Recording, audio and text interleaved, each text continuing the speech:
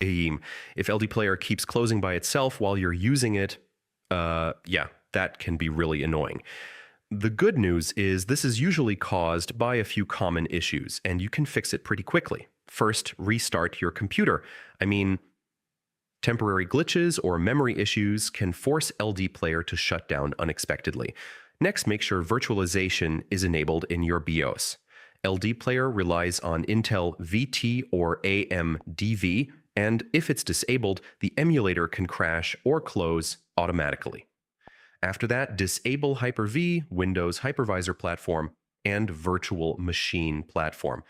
These can conflict with LDPlayer and cause sudden shutdowns. Now open LDPlayer settings and lower graphics quality, CPU, and RAM usage. So if your system is overloaded, reducing these settings can prevent crashes. You should also update LDPlayer and your graphics drivers. Yeah, outdated versions are one of the biggest causes of sudden closing issues. Next, close unnecessary background apps like browsers or recording tools. Too many programs running at once can force LDPlayer to shut down. If it still keeps closing, uninstall LDPlayer and install the latest version again. I mean, corrupted files can cause repeated crashes, and reinstalling usually fixes it. And that's it.